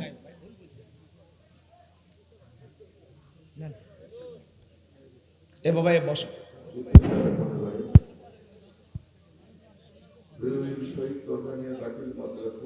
না টাকা দেওয়ার ভয়, নানান সমালোচনা আসলে আবার 2 মিনিট কথা বলে চুলকানি। তো হুজুরক বাদ দিয়ে উনি কথা বলতেছে, আরে ভাই আমরা আসি নেওয়ার জন্য, ওনারা আসে দেওয়ার জন্য। কথা কয় না কেন? ওনারা এলাকার মানুষ, সুখে দুঃখে পাশে থাকবে। আমি ওয়াজ করে 2 ঘন্টা পরে চলে গেলাম, শেষ। তাহলে ওনার সাথে এরকম আচরণ করা কোনোভাবেই কাম্য না। যারা করেছেন অবশ্যই ভবিষ্যতে যে কোনো মাহফিলে অতিথি কথা বললে ধৈর্য নিয়ে বসে থাকবেন, ঠিক আছে তো ইনশাআল্লাহ? আচ্ছা, বাংলাদেশের কোনো অতিথি এমন আছে যে 2-3 ঘন্টা কথা বলে? আছে? ওনারা 2-4 মিনিট কথা বলি, আর কিছুই না। এই যে কথা বললেন এলাকার উন্নয়ন নিয়ে, এমপি সাহেবকে নিয়ে, তাই না? উনি আসেননি, এখন সংসদ চলতেছে, সবই তো বোঝেন আপনার, নাকি? যাই হোক, ধৈর্য ত্রুটি ঘটবেন না। আমি মনে করছিলাম যে ভাই হয়তো বা বসে থাকবেন, এই জন্য আমি শুরু করছি, কিন্তু আসলে ওনারা ওই বললে ওই কালেকশনের মাঝখানে হয়ে যেত, তাই না? যাই হোক, যতটুকু হয়েছে কেউ কিছু মনের মধ্যে রাখবেন না। আর অনেক জায়গায় কিছু কিছু শ্রোতা এমনই থাকে, সুলতান মাহমুদ ভাই শুধু বাংলাদেশের বগুড়া না, আমরা সারা দেশেই ঘুরি। যখনই সভাপতি বা প্রধান অতিথি 2-1 মিনিট কথা বলে, কিছু লোক এরকম থাকে মাহফিল থেকে 2-1 জন উঠে যায়। এতে মন খারাপ করা যাবে না। সবাই তো আর সৎ উদ্দেশ্যে মাহফিলে আসে না, কেউ জ্ঞানজাম পাকায়। মাহফিল চলতেছে, এমনও জায়গায় ঘটনা ঘটে, 999 কল দেয়, দিয়ে কয় এ হয়েছে সে হয়েছে, বক্তা তো জামাতের, এসে হানতেন, নানান কথা, পুলিশ এসে হাজির, দোয়া করে দেন। অথচ এই ধরনের ঘটনা ঘটেই না। কিছু তৃতীয় পক্ষ থাকে একটা সুন্দর অনুষ্ঠান নষ্ট করে দেওয়ার জন্য, কথা বলেন ঠিক কিনা? আচ্ছা, ওনারা 3-5 জন উঠে গেছে, তাদেরকে মাহফিল শেষ হয়েছে, এই যে দেখেন গেটে কতগুলো দাঁড়ায় আছে, জায়গায় দেওয়া যাচ্ছে না। আর যে পোলা গরুর গোস্ত দিয়া আজ কি যে হবে, আমি তো টেনশন নিয়েছি। আল্লাহ কবুল করেন, জোরে খন আমিন।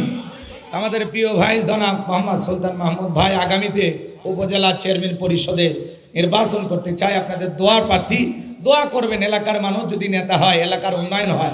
কথা বলেন ঠিক কিনা? আল্লাহ কবুল করেন, জোরে বলেন আমিন। মনে করেন বজলুর রশিদ বা মুফতি আমির হামজা বড় বড় বক্তার যেরকম সিরিয়াল 3-4টা করে মাহফিল একদিনে, ভাইদের অবস্থাও তাই। আমি নাই, ছোট বক্তা 2-1টা করে থাকে।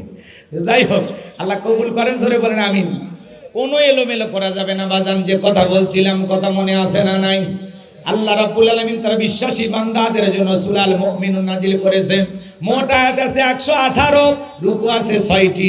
বিশ্ব নবীর মক্কার জিন্দেগিতে এই সূরাটি নাজিল হয়েছেন। বলুন আল্লাহু আকবার। একটু জবান ছেড়ে সবাই আমার সাথে তিলাওয়াত করুন। আউযু বিল্লাহি মিনাশ শাইতানির রাজিম। বিসমিল্লাহির রাহমানির রহিম। বিতাড়িত মোরদাস শয়তানের কাছ থেকে আল্লাহ পাকের কাছে আশ্রয় প্রার্থনা চাচ্ছি। পরম করুণা অসীম দয়ালু আল্লাহ তাআলার নামে শুরু করছি। সূরার নাম কি বললাম? সূরাল মুমিনুন। মনে থাকবে তো ইনশাআল্লাহ? যে কোনো এদিকাল করেন, যে কোনো সূরা বা আয়াতের তাফসীর করতে হলে কোন প্রেক্ষাপটে, কোন সময় রাসূলের উপরে সেই সূরাটি বা আয়াতটি নাজিল হয়েছে, সেই নাজিলের শানে নজুল আছে না নাই? বলেন আছে না নাই? যদি শানে নজুল আলোচনা করা হয় তাহলে তাফসীর বুঝতে সহজ হয়। বলুন আল্লাহু আকবার। তাহলে সূরা আল মুমিনুন বিশ্ব নবীদের উপরে আল্লাহ তাআলা কখন নাজিল করেছেন একটু কি বলবো? মন খারাপ করবেন না। আচ্ছা, আপনাকে ঘুমাইছেন? বালিশ আনবো? একটু আওয়াজ দেন, লিল্লাহি তাকবীর। আমার ভাইয়েরা, নবীজির উপরে আল্লাহ রাব্বুল আলামিন কখন সূরা আল মুমিনুন নাজিল করেছিলেন গভীর মনোযোগ দিয়ে শুনবেন। নবীর প্রিয় সাহাবী হযরত ওমর ফারুক রাদিয়াল্লাহু তাআলা ডেকে বলেন, আমি মৌমাছির বনবন আওয়াজ শুনলাম, ভনভন আওয়াজ শুনলাম। ডানে তাকায় মৌমাছি নাই, বামে তাকায় মৌমাছি নাই। বিশ্ব নবীর চেহারা মোবারকের দিকে তাকায়া দেখি নবীজি ফিস ফিস করে কি যেন তিলাওয়াত করতেছেন। হযরত ওমর ফারুক ডেকে বলেন, আমার বোঝার বাকি রইল না, আসমান থেকে নবীজির উপরে কোরআনুল কারীম নাজিল হচ্ছে আর বিশ্ব নবী কুরআনুল কারীম রিসিভ করতে ব্যস্ত। বলুন আল্লাহু আকবার। মৌমাছির বনবন ভনভন আওয়াজ হলে কুরআনুল কারীম নাজিল হয়। দত্তরি ছুটির ঘন্টায় বাড়ি মারে টন টন আওয়াজ হলে কুরআনুল কারীম নাজিল হয়। আল্লাহু আকবার বলেন। নবীজি যখন ঘোড়ার উপরে থাকতেন ওই সময় যদি কুরআনুল কারীম নাজিল হইতো, ওহির ভারে ঘোড়ার পা গুলো বালুর ভিতরে ডেবে যেত। বলুন আল্লাহু আকবার। নবীজি যখন উটের উপরে থাকতেন ওই সময় যদি কুরআনুল কারীম নাজিল হইতো, ওহির ভারে উটের মাথা জমিনের সঙ্গে লেগে যেত। এক সাহাবী রানের উপরে মাথা রেখে নবীজি আরাম ফরমাচ্ছেন, ওই সময় যদি কুরআনুল কারীম নাজিল হলো, সাহাবী ডেকে বলেন, আমার কাছে মনে হয় আমার রানটা ফেটে যাবে, আমার কাছে মনে হয় আমার রানের উপরে একটা পাহাড় চেপে ধরা হয়েছে। তাহলে কুরআনুল কারীমের একটা আলাদা ওয়েট, আলাদা একটা ওজন আছে না নাই? জীবনের প্রথম ওহী রিসিভ করতে গিয়ে নবীজির শরীর মোবারকে জ্বর পর্যন্ত এসেছিল। দীর্ঘ 23টি বছরে নবীজির উপরে কুরআনুল কারীম নাজিল হয়েছে। ইমদাদিয়া লাইব্রেরি ছাপাইয়া ছাপাইয়া মুসলমানের ঘরে পৌঁছায়া দিয়েছে। এই কোরআনের শান কত, মর্যাদা কত। এমনও কপাল পোড়া মুসলমান আছে 40-50 বছর বয়স হয়ে গেছে, জীবনে কোনোদিন আল্লাহর কোরআনটা খুলেও দেখে নাই। আছে না নাই? জোরে বলেন আছে না নাই? আজকে মুসলমান কোরআন থেকে দূরে সরে যাওয়ার কারণে তামাম পৃথিবীর জালেমেরা মুসলমানকে আঘাত করার সাহস পায়। মুসলমান যদি ইসলামকে, কোরআনকে আঁকড়ে ধরে বাঁচত, পৃথিবীর কোন শক্তির সাহস ছিল না মুসলমানকে কখন আঘাত করে। কথা বলে ঠিক কিনা? আজকে মুসলমান ধুকে ধুকে মার খাওয়ার পিছনে একটাই কারণ, মুসলমানদের উপরে জালেমেরা নির্যাতন জুলুম চালায়। কথা বলে ঠিক কিনা? এ ভাইরা আমার, ফিলিস্তিনের একটা 6 বছরের শিশু, এ বাজান গো আমার, ওই দেশের প্রশাসনের লোকদের কাছে ফোন করেছে, আমি ভয় পাইতেছি, আমাকে তোমরা সহযোগিতা করো, আমাকে বাঁচানোর জন্য তোমরা এগিয়ে আসো। ছোট্ট বাচ্চাটা 6 বছরের কন্যা সন্তান কেঁদে কেঁদে ডেকে বলে, আমাকে একটু উদ্ধার করার জন্য তোমরা ছুটে আসো। ছোট্ট বাচ্চার কথা শুনে ওই দেশের প্রশাসনেরা 3 ঘন্টায় ফোনের মধ্যে তাকে সান্ত্বনা দেয়, তোমরা সবর, তুমি তুমি কান্নাকাটি করো না, তুমি ভেঙে পড়ো না। নানান ভাবে ছোট্ট বাচ্চাকে সান্ত্বনা দেয়। ওই বাচ্চা বলে আমার বড় ভয় লাগে, আপনারা তাড়াতাড়ি আসেন, আমাকে উদ্ধার করেন, আমাকে বাঁচান। ছোট্ট বাচ্চাতে আকুতি মিনতি সহকারে কান্নাকাটি করে। এরা যে উদ্ধার করার জন্য আসবে, গাজার ওই এলাকাটা ইসরায়েলি সেনাবাহিনীরা দখল করে রেখেছে। তারা উদ্ধার করার জন্য আসতে চায়, কিন্তু জালেমেরা পাহারাদার বসিয়েছে। এই জন্য 6 বছরের শিশুটাকে উদ্ধার করার জন্য তারা আসতে পারে না। বারবার মোবাইলে সান্ত্বনা দেয়, ছোট্ট বাচ্চা কাকুতি মিনতি করে কান্না করে আর ডেকে বলে আমাকে বাঁচাও, আমাকে বাঁচাও। এরপরে যখন অনেক কষ্টের পরে অনুমতি মিলল, এইবার ইসরায়েলি ইহুদি জালেমদের কথা অনুযায়ী যখন অনুমতি মিলল, বাজান গো আমার, এই বাচ্চাটা এইরকম থাকতে থাকতে অসুস্থ হয়ে পড়ে গেছে। এরপরে যখন অ্যাম্বুলেন্স নিয়ে যায়, এই ছোট্ট বাচ্চাকে অ্যাম্বুলেন্সের ভিতরে তোলা হলো। ওই ইসরায়েলি ইহুদি জালেমেরা যেই অ্যাম্বুলেন্সে এই 6 বছরের ছোট্ট কলিজার টুকরা কন্যা সন্তানকে তোলা হয়েছে, ওইটা টার্গেট করে বোমা নিক্ষেপ করেছে। ক্ষত বিক্ষত হয়ে গেল দেহটা। তাম পৃথিবীর মানুষ নিস্তব্ধ হয়ে গেছে। বিশ্বের মানুষেরা এই জালেমদের জুলুম থেকে অবাক হয়ে গেছে। যারা 6 বছরের একটা শিশুর উপরে এইভাবে ঝাঁপিয়ে পড়তে পারে, তারা অ্যাম্বুলেন্সকে টার্গেট করে হামলা করতে পারে। আর যাই হোক, এরা পৃথিবীতে মানুষ পরিচয় দিতে পারে না। এরা হলো পশু, জঙ্গলি জানোয়ারের চাইতে নিকৃষ্ট। এদের ভিতরে মনুষ্যত্ব বোধ বলে কিছু নয়। এরা মানুষ না, এরা হলো জানোয়ার। 6 বছরের ছোট্ট শিশুটার আকুতি বিনতি কান্না করে বলতেছে আমার বাসা, আমার বড় ভয় করে, আমার পাশে মা নাই, বাবা নাই, কেউ নাই, আপনারা আমাকে উদ্ধার করেন, সহযোগিতা করেন। মানুষ যখন উদ্ধার করতে গেল অ্যাম্বুলেন্সে, যখন তো বাচ্চাটাকে তোলা হলো ঠিকই, কিন্তু তাকে বাঁচানো গেল না। জালেমেরা অ্যাম্বুলেন্সে পর্যন্ত হামলা করে 6 বছরের এই ছোট্ট শিশুকে বিদায় করে দিয়েছে। কথা বলে ঠিক কিনা? এই জন্য তাম পৃথিবীর জালেম বেঈমানরা ঐক্যবদ্ধ হয়েছে ইসলাম আর মুসলমানকে বিদায় করে দেওয়ার জন্য। কথা বলে ঠিক কিনা? আজকে যারা ফিলিস্তিনের জমিনে ছোট্ট ছোট্ট 6 বছরের শিশুর রক্ত ঝরাইয়া, যারা এইভাবে একটা ছোট্ট বাচ্চার করুণ আর্তনাদ তোমাদের কানে গেল না? যারা এই জুলুম করেছে, অত্যাচার করেছে, মনে রাখবা, আজ হোক কাল হোক, ওই জালেমেরা যতই জুলুম করুক না কেন, ওই জালেমদের পরিণতি নমরুদ ফিরাউনের চাইতেও খারাপ হবে। কথা বলেন ঠিক কিনা? জালেমদের জুলুম যত বাড়বে, মুসলমানদের বিজয় তত নিকটে। কথা বলেন ঠিক কিনা?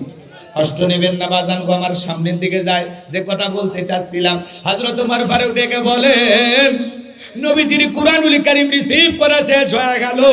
বিশ্ব নবী সাহাবায়ে কিরামদের মুখ ঘোরায় ডেকে বলেন, ও আমার সাহাবীরা, এই মাত্র আসমান থেকে জিবরাইল এসে আমার উপরে সূরা আল মুমিনুনের 10টি আয়াতি কারিমা নাজিল করে জানায় দিয়ে গেলেন, নবী গো, এই 10টি আয়াতের ভিতরে আমার আল্লাহ রাব্বুল আলামিন তার আদরের মুমিন বান্দাদের জন্য 7টা বৈশিষ্ট্য নিয়ে আলোচনা করেছেন, 7টা গুণাবলী নিয়ে আলোচনা করেছেন।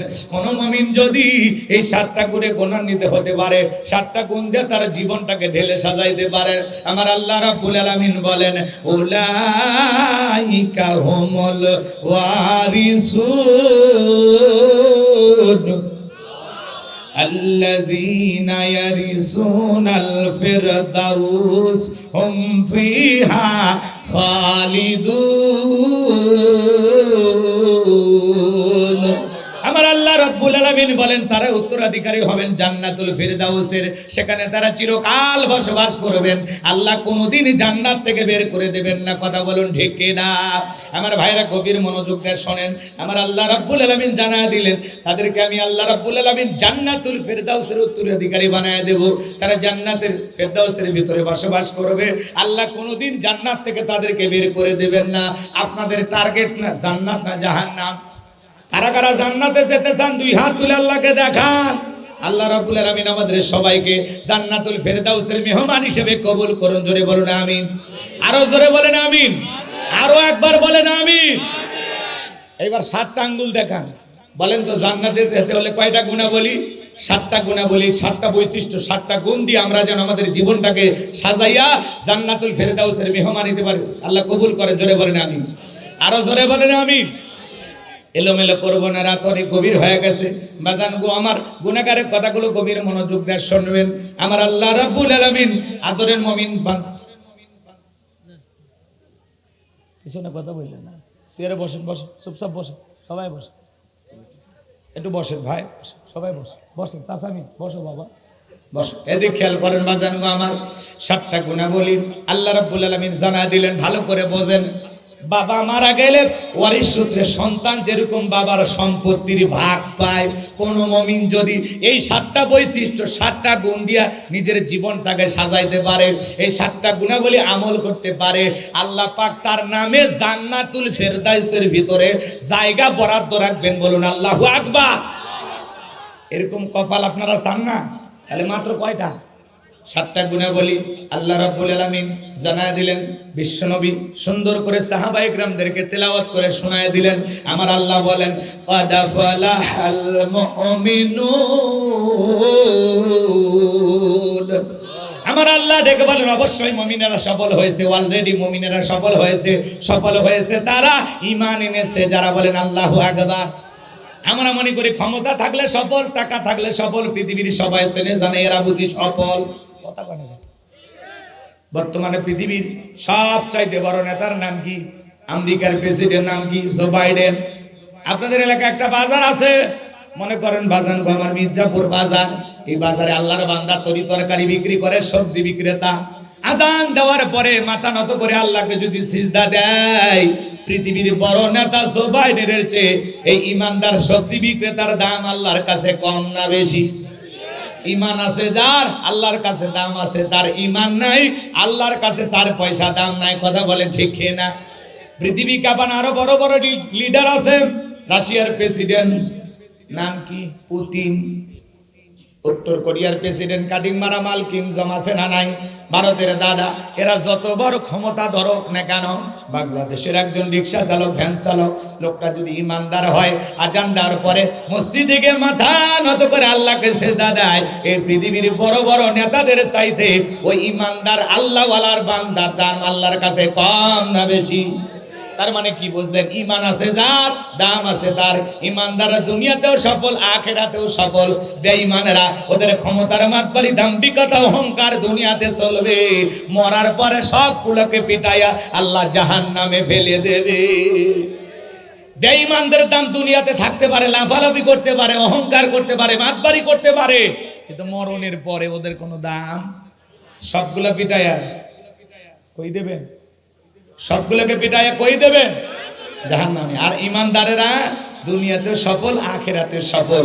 ইমানদাররা এদিকে খেয়াল করেন, ভালো করে বোঝেন। ঈমান আছে যার, আল্লাহর কাছে দাম আছে তার। ঈমান নাই, টাকা থাকলেও দাম নাই, ক্ষমতা থাকলেও দাম নাই, পৃথিবীর সবাই চেনে জানে, সুপারস্টার, নায়ক, গায়ক হইয়াও দাম নাই। কথা কয় না? যুবক তোমরা মন খারাপ করছো ময় না? একটু অপেক্ষা করো, সামনের দিকে যাই। যে কথা বলতে চাচ্ছিলাম, গভীর মনোযোগ দিয়ে কথাগুলো বোঝার চেষ্টা করবেন। আমার আল্লাহ রাব্বুল আলামিন বলেন, ক্বাদ আফলাহাল মুমিনুন। অবশ্যই মুমিনেরা সফল হয়েছে, অলরেডি মুমিনেরা সফল হয়েছে। সফল হয়েছে তারা, ঈমান এনেছে যারা। চেহারা কালো হোক, ফর্সা হোক, লম্বা হন, খাটো হন, ধনী হন, গরিব হন, নেতা হন আর জনগণ হন, তাতে কোনো সমস্যা নাই। আপনার ঈমান আছে, আল্লাহর কাছে আপনার দাম আছে। ঈমান নাই, আল্লাহর কাছে আপনার 4 পয়সাও দাম নাই। তাহলে সহজ কথাই বলি, ঈমান এনেছে যারা, সফল হয়েছে তারা। বলতে পারবেন না? বলেন ঈমান এনেছে যারা, বলেন বলেন ঈমান এনেছে যারা, সফল হয়েছে তারা। আল্লাহ কবুল করেন, জোরে বলেন আমিন। বাজান গো আমার, গভীর মনোযোগ দিয়ে শুনবেন। ছোট্ট একটা প্রশ্ন আপনাদের করি। একটা অমুসলিম, ভালো করে বুঝবেন, জোহরের নামাজের পূর্বে ঈমান গ্রহণ করেছে, ওই ব্যক্তির উপরে জোহরের নামাজ পড়া কি? আরেকটু জোরে বলেন। এই যে আপনারা চমৎকার বোঝেন, একজন অমুসলিম যদি জোহরের নামাজের পূর্বে ঈমান গ্রহণ করে, ওই ব্যক্তির উপরে জোহরের নামাজ পড়া ফরজ। কথা বলে ঠিক কি না? তাহলে মুমিনদের 7টা বৈশিষ্ট্য, 7টা গুণাবলী নিয়ে আল্লাহ তাআলা আলোচনা করলেন। আমার আল্লাহ রাব্বুল আলামিন 1 নাম্বার সালাত দিয়ে শুরু করলেন। বলেন আল্লাহু আকবার। মুমিন জীবনের সবচাইতে গুরুত্বপূর্ণ ইবাদতের নাম হলো সালাত। কথা বলেন ঠিক কি না? কিয়ামতের ময়দানে সর্বপ্রথম সালাতের হিসাব হবে। কথা বলেন ঠিক কি না? তাহলে মুমিন বান্দার 7টা বৈশিষ্ট্য 7টা গুণাবলী কি কি? 1 নাম্বার আল্লাযীনা হুম ফি সালাতিহিম খাশিউন। আরো জোরে বলেন আল্লাহু আকবার। আমার আল্লাহ রাব্বুল আলামিন বলেন মুমিন বান্দার 1 নাম্বার গুণাবলী, যারা নিজেদের সালাত বিনয়ের সহিত নম্রতার সহিত খুশু ভাব নিয়ে আল্লাহর ভয় নিয়ে আদায় করে।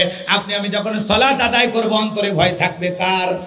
তাফসীর ইবনে কাসির থেকে বলছি বাজান গো আমার, তাফসীরি কারকে আয়াতের ব্যাখ্যায় লিখেছেন আপনি আমি যখন নামাজের মধ্যে দাঁড়িয়ে যাব অন্তরের ভিতরে সুচিন্তা দুশ্চিন্তা, বিবির কথা, সংসারের কথা, ব্যবসা বাণিজ্যের কথা, দুনিয়াবি রাজনীতির কথা, দুনিয়াবি সব চিন্তা ভাবনা মসজিদের বাইরে রেখে টেনশন মুক্ত হৃদয় নিয়ে আল্লাহ রাব্বুল আলামিনকে সিজদা দেওয়ার জন্য মসজিদে যাওয়ার দরকার আছে না নাই? তাহলে আপনি আমি যখন মসজিদের ভিতরে প্রবেশ করব দুনিয়াবি সব চিন্তা ভাবনা মসজিদের বাইরে রেখে টেনশন মুক্ত হৃদয় নিয়ে আপনি আমি মসজিদে ঢুকবো। আপনি আমি যখন সালাত আদায় করার জন্য মসজিদে দাঁড়িয়ে যাব অন্তরে ভয় থাকতে হবে কার? ইয়া আইয়ুহাল্লাযীনা আমানুত্তাকুল্লাহ, হে ঈমানদারগণ আমি আল্লাহকে ভয় করো, হাক্কা তুকাতিহি, ভয় করার মতো ভয় করো। বলুন আল্লাহু আকবার। ভালো করে কথাগুলো বোঝার চেষ্টা করবেন বাজান গো আমার, গভীর মনোযোগ দিয়ে শুনবেন কিভাবে সালাত আদায় করবেন। বিশ্বনবী কিভাবে সালাত আদায় করতেন জানেন? আম্মা জান আয়েশা ডেকে বলেন নবীজি নামাজের ভিতরে এত লম্বা সময় ধরে দাঁড়িয়ে থাকতেন, পা মোবারক ফুলে উঠতো। বলেন আল্লাহু আকবার। আম্মা জান আয়েশা ডেকে বলেন নবীজি এত লম্বা সময় ধরে রুকু করতেন, সিজদা করতেন, মাঝে মাঝে মনে হয় বিশ্বনবী আর কোনোদিন সিজদা থেকে মাথা উঠাবেন না। বলুন আল্লাহু আকবার। সাহাবা ইকরাম যখন মরুভূমিতে সালাত আদায় করার জন্য দাঁড়িয়ে যেতেন, ওই মরুভূমির পাখিগুলো খেজুর গাছ মনে করে সাহাবীদের কাঁধের উপরে, মাথার উপরে বসে থাকতো। বিশ্বনবীর সাহাবীরা সালাতে এত মনোযোগ, কাঁধে পাখি পরে থাকে, মাথায় পাখি পরে থাকে, তারপরেও তারা টের পাইতো না। বলেন আল্লাহু আকবার। আর আপনি আমি একটা মশা বললে এই হাত আগে মশা মারে তারপরে নামাজ ধরে, আছে না নাই? হযরতে তালহা রাদিয়াল্লাহু তাআলা সালাত আদায় করতেছেন, জঙ্গল থেকে সাপ এসে তার সন্তানকে পেঁচিয়ে ধরেছেন। স্ত্রী মানুষজনকে ডাকলেন, ছেলেটাকে বিপদ মুক্ত করলেন। হযরতে তালহা নামাজ শেষে জিজ্ঞাসা করে বিবিরে, বাড়িতে এত মানুষজন, ব্যাপারটা বুঝতে পারলাম না। ডেকে বলে স্বামী গো, আপনি যখন নামাজের মধ্যে দাঁড়িয়ে গেছেন জঙ্গল থেকে সাপ এসে সন্তানটাকে পেঁচিয়ে ধরেছিল, আমি মানুষজনকে ডাকলাম, ছেলেটাকে বিপদ মুক্ত করলাম, এত ঘটনা আপনার চোখের সামনে ঘটে গেল, আপনি কি কিছুই বলতে পারেন নাই? হযরতে তালহা বলে বিবি রে, নামাজের মধ্যে মন যদি এদিক সেদিক চলে যায় তাহলে নামাজ তো আর নামাজ থাকে না। আল্লাহু আকবার। সাহাবা ইকরামদের নামাজের মনোযোগ কত গভীর দেখছে। আর আপনি আমি নামাজ পড়ি শেরপুর, মন চলে যায় বগুড়া শহরে, নিউ মার্কেট, কথা কয় না। আপনি নামাজ পড়ি বিরইল, মন চলে যায় ভারতের বর্ডারে, আছে না নাই? নামাজের ভিতরে দাঁড়ায়া দুনিয়াবি এত চিন্তা ভাবনা, মাঝে মাঝে মনে হয় সিজদা 2টা দিলাম না 3টা দিলাম, তাও মনে থাকে না। মাঝে মাঝে নামাজের ভিতরে দুনিয়াবি এত চিন্তা ভাবনা, দুনিয়াবি এত কথা, মাঝে মাঝে মনে হয় নামাজ 2 রাকাত পড়লাম না 3 রাকাত পড়লাম, তাও ভুলে যায়, আছে না নাই? আমাদের পাগল মন খালি ছটপট করে, তিরিং বিরিং করে, লাফালাফি করে। একটা গবেষণায় বলা হয়েছে বাংলাদেশের এমনও কিছু মুসল্লি আছে যাদের মন নামাজের ভিতরে 8 সেকেন্ডও স্থির থাকে না। আমাদের মন বড় অস্থির, বড় উতালা, কথা কয় না।